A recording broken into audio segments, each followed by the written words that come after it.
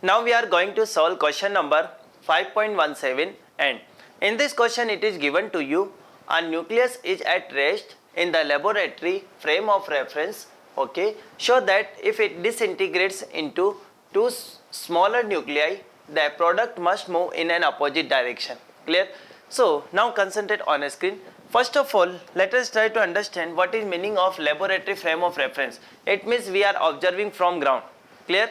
So now let's suppose I am saying, let's suppose here we have a nuclei. Let's suppose it is having mass capital M, and let's suppose initially this is at rest. Clear? It is given. Now let's suppose after some time it breaks into two parts. Let's suppose this is part number 1 and let's suppose this is part number 2. Clear? Let's suppose I am saying mass is M1. Let's suppose mass is M2. Clear? And we know very well M1 plus M2, this is equal to capital M. Clear?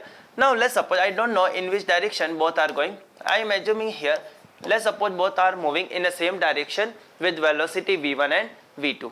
Clear?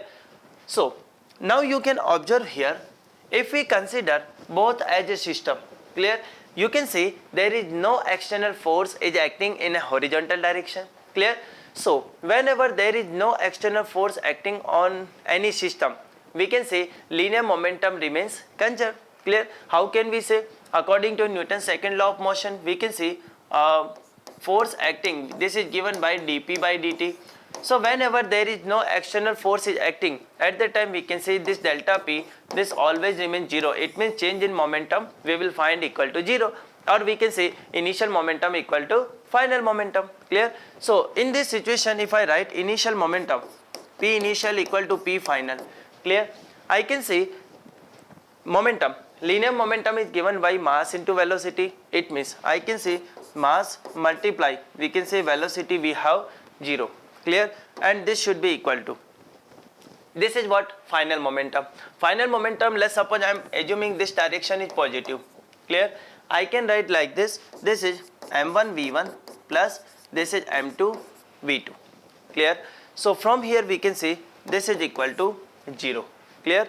So now we can see, let's suppose if I write here v1, so v1 I can say this is minus m2 v2 divided by m1. Now listen very carefully. Now you can say m1 and m2 are the masses. Masses are always positive, and definitely we are, if we are assuming v2 is going in a right direction. So if we are taking v2 positive, definitely this minus sign indicating that v1 is going in just opposite direction of v2. Clear? It means if we assumed here direction of v1 in this direction, actually this is wrong. Correct direction of v1, this is this one. Clear everyone? So now we can see two smaller nuclei product, it must move in an opposite direction. Clear? And what concept we will apply here? We are applying here concept, this is conservation of linear momentum. Clear everyone? So this is all about this question.